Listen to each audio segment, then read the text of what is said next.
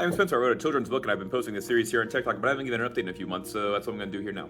And the point of this book is that I want to give children, specifically young men, because I care a lot about mentorship and like mental health. You guys have seen my page. I think it's really important. I've volunteered and worked in a lot of like educational and mentorship roles, and I really enjoy trying to help guide people to be healthier versions of themselves, you know. And I think there's a lot of really bad influences that kids have nowadays. Not to sound like an unk, like an old dude who's like, oh, it's these kids in these damn podcasts, but there's a lot of really bad influences that kids have. And as an effort to try to move the needle in the other direction, I wanted to contribute to media that I think can teach them better lessons. So that's what I want to do. I want this book to be a planned series where these kids are going on adventures, and of course through those adventures they learn how to cope with their daily lives and be more emotionally intelligent and aware, and like teach and show good lessons.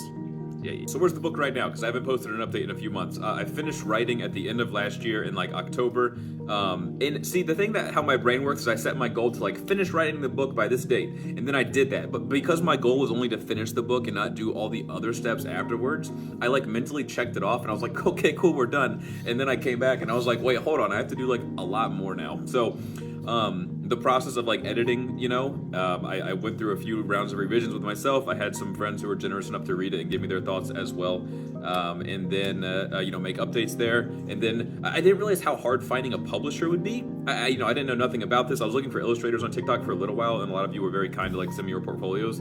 Thank you so much for that. Apparently, if you go through the traditional publishing route, a lot of times they provide illustrators and etc. Like they handle all that. So, you know, trying to figure out, am I self-publishing? Am I going to traditionally publish? And like the goal is, of course, as big of an outreach and impact on as many people as possible with these hopefully valuable lessons. So I decided a traditional publishing route would be more effective for that goal.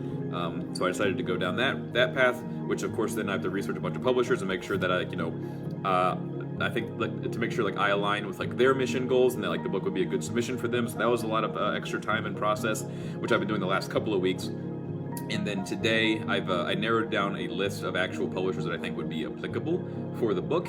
And I got them down. I looked them up, and I saw some of them had closed their publishing windows. Some of them are going to be opening up in like spring 2026. So I'm keeping an eye on them. But now I am currently, what I was working on this morning is writing the like cover letter or the query letter, which is similar to like if you're submitting for a job. You know, you have a cover letter and a resume, whatever, but you're submitting a manuscript. You also have like this query letter. I just read about this morning. I didn't know it was a thing. I'm learning as I go. This is my first time publishing non-academic literature. So yeah, a query letter, like describing it, pretty much like a sales pitch to the person reading it to try to get them to, maybe read your full manuscript and like publish eventually. So the book is still in progress. I still feel very seriously about it, which is a good feeling to not have.